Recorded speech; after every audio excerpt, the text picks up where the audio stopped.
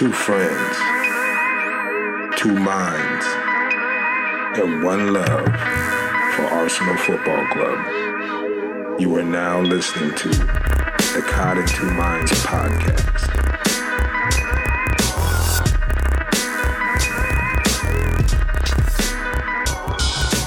Hey! Greetings, everyone. This is the podcast Cotton Two Minds. You can find us on Twitter at CITM Podcast. I'm Fitty, and I'm at Gooner Rush. And co-hosting with me, like always, my partner E, and that's at EMARSHO. What up, E? Hey, what's going on, Fitty? Not much, riding on a little bit of a high right now, as a Gunner fan. Definitely. We've needed this. Two great results. Yeah. Starting with midweek and finishing it off on Sunday. So. Certainly. And I want to make it clear that, a couple of good results doesn't right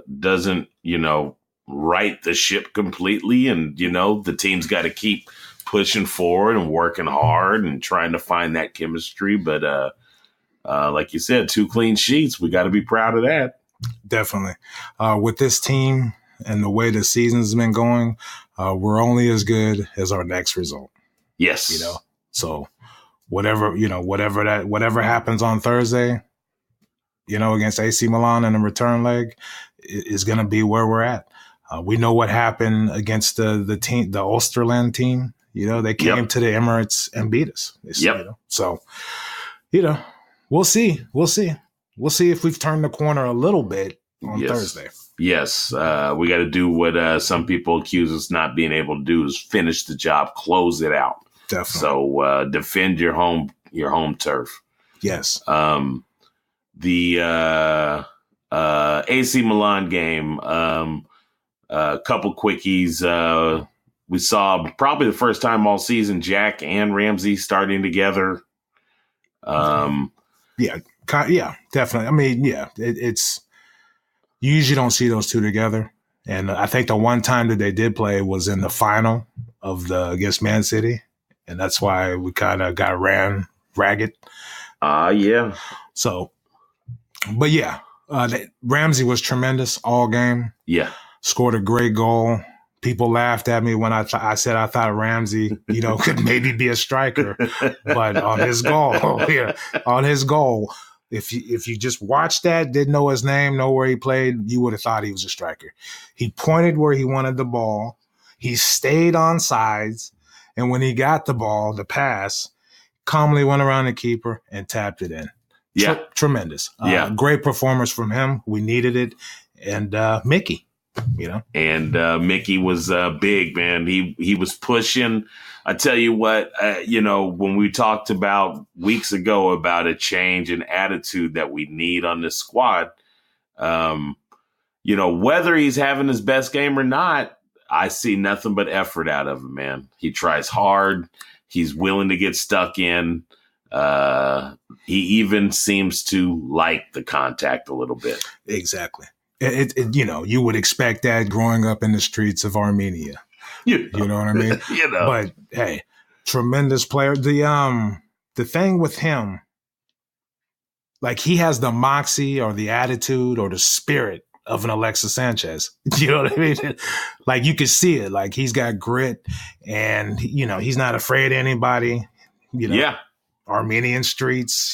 Yeah. And I mean, there's a little bit that's a surprise that Wenger has coveted him for a while now because, well, I do see the class in a lot of ways, but in some ways he's not a Wenger guy. He's not all dainty and he's a little more aggressive in shooting. Than that type of player Wenger likes. Wenger likes the creative guy, very technical, can slip a through ball with either foot, but he don't really like him shooting, Yeah. I think Mkhitaryan is a little more, like I said, I think he's got a lot of Alexis to his personality as far as, fuck this. Yep.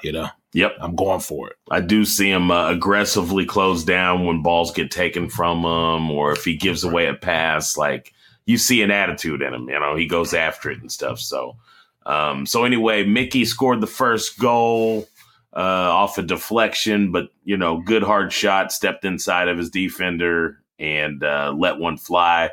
That put us up 1-0. Then Ramsey with the beautiful slotted pass from Ozil.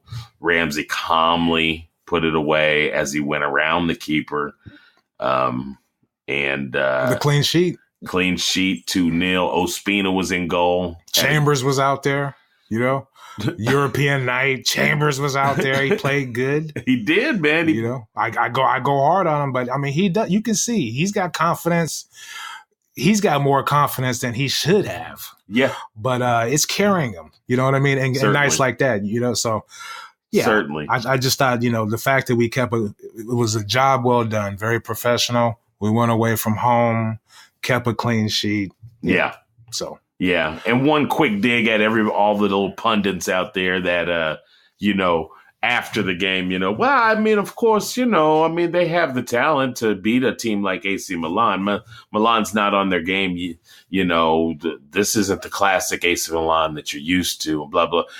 Man, I'm telling you, I swear I need to start recording their predictions before. Oh, yeah. This team is awful. They don't have a drive. There's no way they're going to be able to go to Italy and get a win out of this. Out of a Gattuso ran Milan squad who's been in good form. Yeah. That's all they were kind of talking about. They're kind of in good form. They're still got the psychological high from hiring Gattuso. So I'm going to go with Milan in this one. Yep. And hopefully it doesn't get ugly. Shit like that. So. Yep. Oh, watch out, y'all. Gattuso just took his jacket off. Right. Oh, shit. He means business now. Right. All right. So moving on. Great win midweek in Europa nights. And we go into Sunday playing Watford. Kind of twofold important game in a sense, just the fact that it's Watford. Yes. And they kind of are nailing our side the last couple of years. Big face Boogaloo talks shit. Said the team didn't have any cojones last time after he scored a late. I think he scored on a late penalty that game, or he scored a late goal and said we didn't have any cojones. Yes, or some shit. But anyway, yes. So yes, it was kind of a big. And deal. Then also Watford close to us on the table. Like we were pointing out last week, they are. One spot behind us or two spots behind us. Them and Leicester City are right behind us. And both had been kind of closing on us a little because we had that bad run of form for Burnley too. Burnley's and Burnley also. That's right. Burnley's right on our ass. So anyway, playing Watford was somewhat important, except for the fact that something that you have made mention of, and it's, Europa League is it, man. It's the most important thing on the rest of the year's schedule. Yes. When we were discussing that earlier, it was around the fact that Wenger made 6 changes, and all game before the game, I was hoping for more changes, because to me, the Premiership doesn't mean anything, and Europa League is all we have. If we're trying to get to 4th place so that, we can keep our prestige and attract, players in the off season or whatever. That's the most important thing. So I didn't really need to see Ozil out there. I didn't need to see Mkhitaryan out there, because, like I said, we need that. But you think about the changes he did make. Yeah. The quick changes in the lineup. Cech was back in goal. Oh, hold on 1 second. Yeah. 1 second. The main reason is because I think we automatically go into Europa because we made it to a final. We made it to the Carabao Cup final, and City won the FA Cup. So because it's like we won the final, but we didn't win the final because they won the FA Cup. So I think we're automatically going to get in the Europa League anyway. Oh, so that really means that, now that's a twist that I didn't even understand. Yeah. But if that's the case, then everything is Europa, and Premier League is just pride, and Oh yeah. So let's see. So Czech was back in goal. One of the things that I wanted that I was hoping for, and it's like Vigor listened to me, but Maitland-Niles played it right back. Right. Which, we were saying, like, there's no reason why he can't be a right back if you're going to play him at left when that's not his position either. Right. Right. Yeah, but the kid is classy, man. He's got a great touch with his feet. He plays with his head up. He looks for guys and passes to outlet. Fearless. And he's quick. Fearless. And aggressive, fearless, yeah. Not afraid, confident. Even when he gave up the penalty, he didn't drop his head or get down on himself. He was just like, whatever, I fucked up. Yep.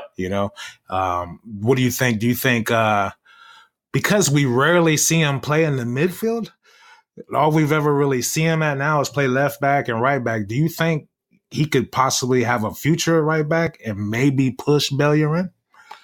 I just think his skill level, coupled with his speed, tells you that you have to play him on the outside so you can kind of take advantage of his ability to get up the pitch. Or like a right wing back, like Victor Moses. Right wing back would be a great fit for him, I believe. Yes. Because he can get up and down that line, and it gives him a little more of an opportunity to be more aggressive. So, yeah, that's a good shout.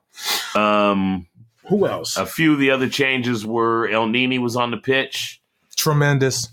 Played such a solid game for a team struggling to find defensive cohesiveness at times.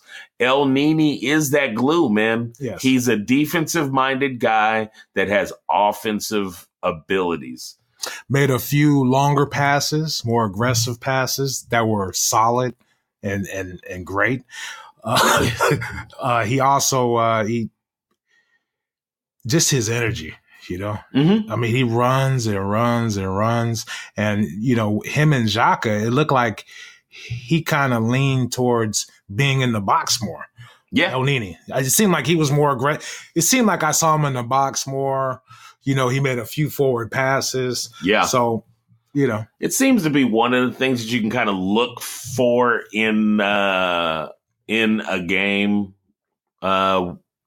nowadays with Wenger. How I don't know if that's it by instruction. Like we have two CDMs, and he generally one of them seems to be the guy that kind of goes forward, the other guy stays back. Right. When it was Ramsey and Xhaka for a long time, of course, Ramsey the guy going forward. But he seems to be like wavering if he's making that decision, or is it just kind of a freedom of feel? These guys, yes. Wenger would call that improvisation. Oh, this is well, it is like jazz. Yeah, he's all about that because, like you noticed it on Thursday. Jack was playing the number 10 and Ozil was out wide for a lot of the game, but, they all interchange. Yep. So. Especially that front attacking line will kind of intermingle between each other a lot. That's why I don't really have any fear about Lacazette fitting in. Me either. Me either. You can rotate them all and, hope for the best. Hopefully we keep a clean sheet, don't give up a dumb goal, and we'll win those games because we have enough scoring power. Yes. Or offensive, firepower. Yes. And who else? Holden? Holden. Holding played, and he played well. Let me ask you a question. Who do you trust more between Chambers and Holden? Man, it's a tough question right now, today, because Holden's barely. He has Chambers has been getting a little more time lately, and I'm just gonna say I see an improvement in him just in the last month. Yeah. But I feel like over the long run, Holding is our center back that we can count on. Yeah.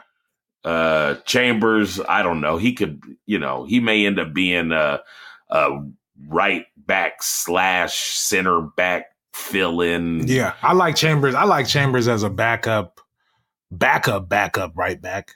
Like he can go in there and do a job. You know what I mean? I like Holding as just a center back. Mm-hmm. I think if he gets a run of games, a consistent run of games, I mean, he's kind of young. You know, yes. if Wenger bought right and had the team, had enough players, older players, solid, Holden should be loaned out playing it week in and week out for fucking West Brom. Right. Having the time of his life. Yep. But, anyway, I trust Holden more than Chambers at center back. But if we need Chambers to go out there and play right back, then that's fine. Yeah. But I thought Holden played great. The defense and all, I thought we were pretty solid. Watford kind of halfway through the first half, I think they took a few shots and Czech had to make a good save. But after that, it's all Arsenal, man. Yeah, yeah. And the last change was Iwobi was back on the pitch. Yeah. Don't know what to say. I don't know what to say, man. I do know what to say. I'm going to keep saying it just because I feel like maybe somehow I have a voice that Wenger can hear from across the pond. So if I'm going to keep preaching it, you guys, look at this kid. He's young. He's moldable still right now. Right now, he's still moldable. And he's built like a defensive midfielder. He's faster than probably your average defensive midfielder. Mm-hmm. The class with the ball at his feet would put him above most defensive midfielders. And he can screen and hold the ball like probably better than most defensive midfielders. I don't understand why we, like I mentioned, it's just like a revelation. I was like, a pro team practices all day, every day, all the time. You couldn't dedicate an hour at the end of practice and say, Iwobi, go back to defensive mid. I want you to just take some time there. Play at D mid. Let's just, just fill your oats. Let's see. Yeah. If I offered you a bucket of fried chicken, do you think you could play better than Xhaka? You know what I'm saying? He'd be like, fuck yeah, dude. Extra crispy. I could beat out Xhaka. So, yeah. I get what you're saying. I get what you're saying. Here's the thing with me. The problem he's having is that he's using fucking baby fucking shin guards, dude. No, listen. Wenger can't stand shit like that. It must be regulation. So that's behind the scenes. That's some shit I read on the blog. You have a poor fit. The fit on your. So that's what's going on there. It's Wenger. Yeah. But he's shaky as fuck, and that's another one. Who could, benefit from having a big old time at fucking Brighton Hobian, just being a kid, figuring out his fucking trade without any pressure. Well, there's going to be pressure to stay up, but that's good too, Motherfucker, we need you to play. We trying to stay in this league. Important games. Right. Important games for somebody that age at that level. I think Jack was in that situation with Bournemouth last year. Right, but he got hurt towards the end of the season, but he was playing good early. Yes. So who else? Chet came in and made a save on Big Face Boogaloo. Dini. Pork Chop Troy. And I just want to say it. I just thought that was, great because Troy Deeney, after we played the first time, he talked shit. He said Arsenal has no cojones, and for him to just get up there and shit the bed, shit himself. It was great. He kicked it right down the middle. Yeah, but still, Peter Cech finally makes a save. Yeah. I mean, it honestly was the biggest cheer of the game, I think. Yeah, I know. Because it just pure surprise, like, oh my God. And that save gave him his 200th clean sheet. Yeah, he finally got it. Premier League career. And that's damn impressive. But I'm not going to let go of the fact that 5 weeks ago, he went over the edge. We've seen it. Punch drunk. Layman. Yeah. Almunia. That's just naming Arsenal goalies, but we've seen this in the history of football. Yeah. There's a point when goalies have taken too much, right? And they kind of get wobbly. So we're gonna see great games out of Cech, and we're gonna see like, what the fuck was he doing there? All in the same game. Yeah, like he made a couple great saves. Yeah. That's how you know. That's how you know it's happening. Like you'll see, oh wow, he still got it, and then. What the fuck's he doing? Yeah. Look at him. But the look in his eye, too. You know, that's how you really can tell. Like that, he looks like that's how I would look. That's how my face would look if I was in goal right now. I'm like, oh shit. But the crazy thing about Cech is he wears that fucking hat everywhere, dude. It's always on, yeah, man. He won't take that motherfucker off. It's starting to look more and more like a bonnet, like a head bonnet, like an old woman would wear. Then I look at his face and I'm like, Grandma? Yeah. I'll tweet out the pictures of him at a fucking beach with his fucking soccer helmet on or whatever.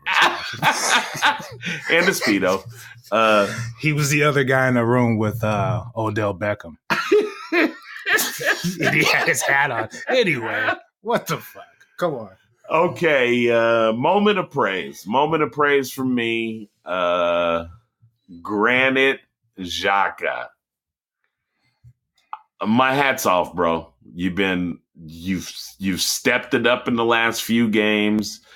All I can say is just your effort has been much better lately, and I'm actually seeing you go to the ground and get some balls. Timing tackles better. Timing better. I don't know if it's means that he's just getting it or if he's just trying a little bit harder, but I'm recognizing you.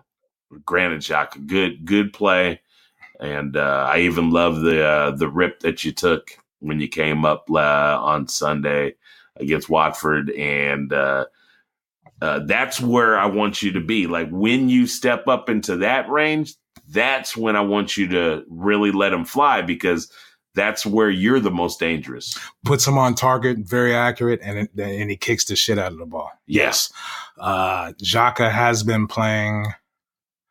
He's been playing better, and going forward, you know, this Elneny-Xhaka combination didn't look that bad on Sunday. So, you know, we'll see how it goes.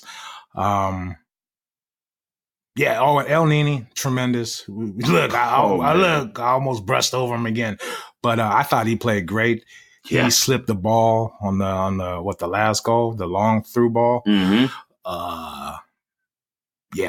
You know, he for me, I was just kind of counting on his D because I know he can kind of just be that guy. But really, on against Watford, his contributions that made him have a really good game was offensively, kind of the way he involved himself with the team. Definitely, he came forward a couple times and he slotted some balls, like you said, and even a couple times I noticed where Watford kind of stepped up to pressure and we were able to kind of poke balls along, and then he would just kind of keep it rolling, and the flow was real good on Sunday, and for the most part on Thursday as well on Europa League. Yes. Like the flow's been real good the last couple games. Yeah, the thing with Elneny is he just seemed like he's just solid. You know, just solid. You know, which is all you can ask for in your CDM. Just be solid. And last but not least, let's hope the chemistry really is as good as it's starting to look with Mkhitaryan and Aubameyang. Woo! You know, they assisted on each other's goals. Mkhitaryan, he is not fucking around. Yeah, I mean, and you notice where Mkhitaryan is making plays happen all over the pitch. Yes. But matter of fact, oh no, that's right. Ozil to Mustafi was the set piece. Yeah. Yeah. But Mickey has now turned into the guy that's taking the corners from the right side. Yes. And I love his deliveries into the box. He can kind of give you some different ones, but a lot of times it's a nice, low, hard one that, defenders have to react to. Exactly. And so his effort's great. But that assist to Aubameyang was wonderful. Just wonderful. It was perfect. And the fact that he knew Aubameyang was going to cut inside so that he can stay on side, and he just, slipped the pass, the little through ball in that angle so he can just get it and just. As we watched it, I kind of pointed out, look how Mickey didn't go to the 1 hole and went to the 2 hole. And you were like, well, look at Aubameyang's run. And that's where you saw chemistry, where these two guys that have played together. And then Aubameyang was so classy when he received the ball that had bounced around in the box. And he surveyed and knew that he couldn't really take a shot. Right. There was too many guys in front of him, and calmly posted the guy off and just laid off a beautiful assist to Mickey, who just put it away. Great shit. So hats off to Arsenal. Yes, I sound positive and I'm happy and I'm cheering. And yes, a week ago we weren't so happy, but just know, man, hey, the heart's there, and I hope the team's heart is there too. Shit. Yes, definitely.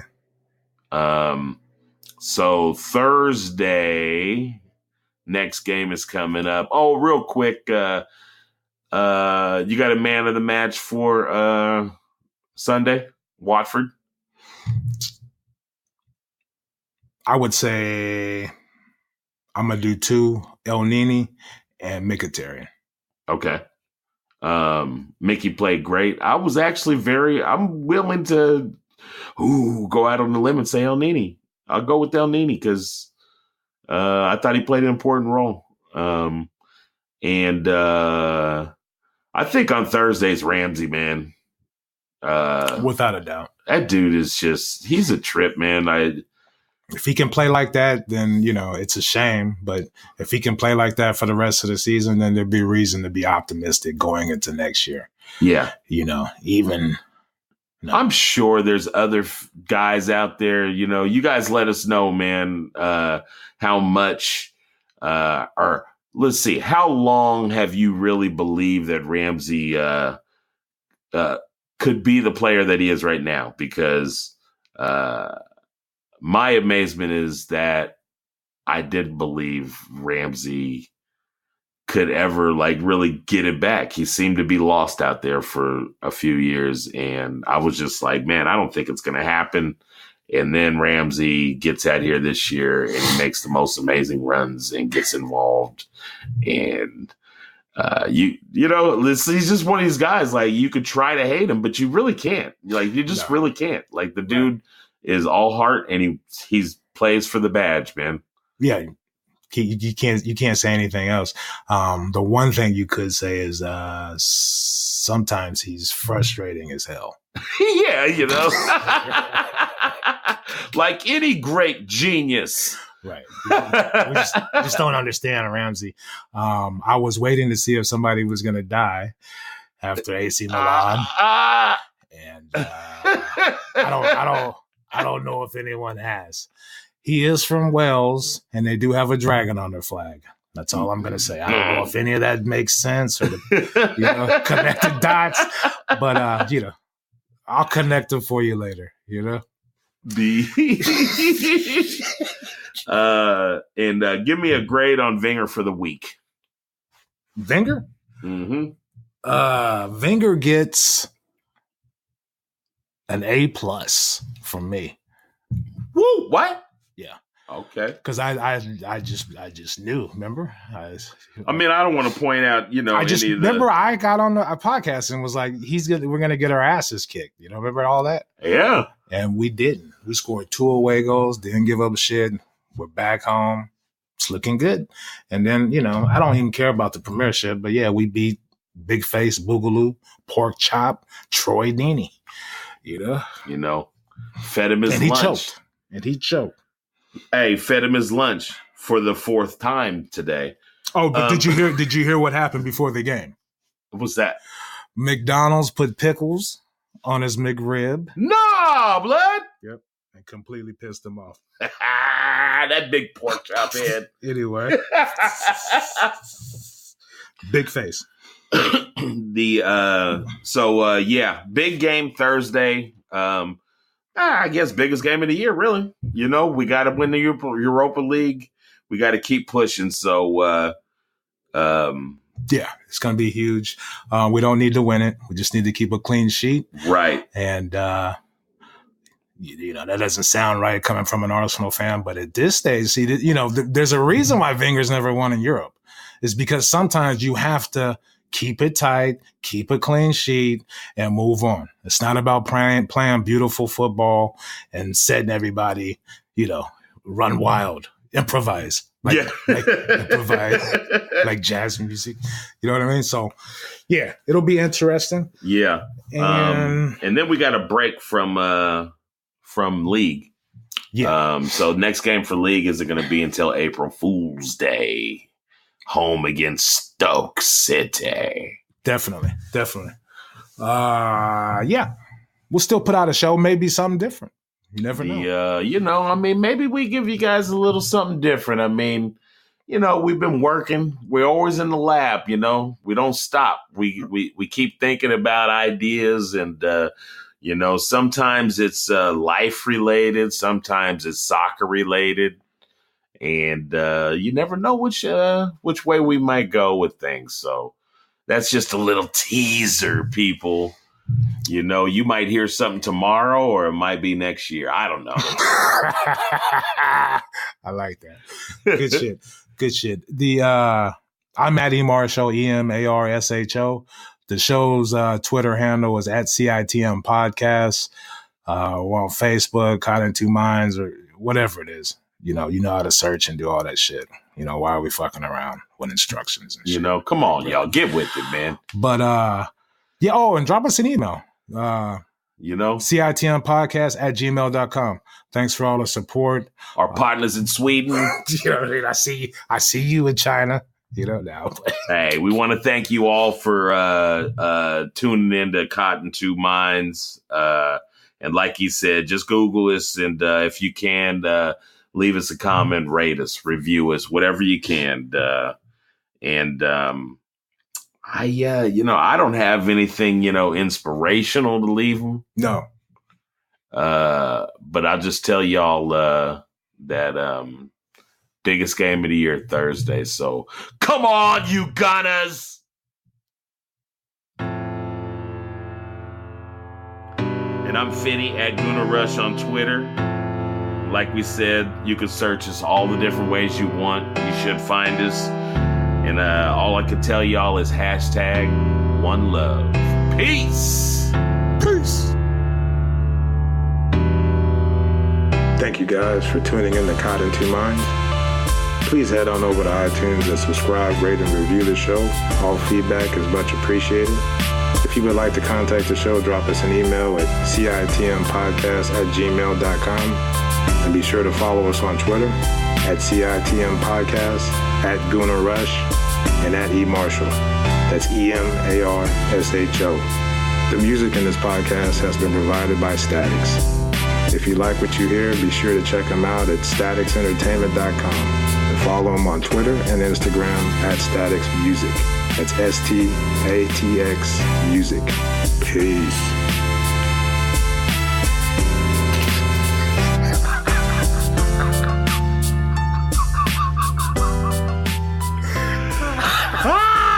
You're a fool. How come you didn't tell him about your Tinder date? I'm fucking around.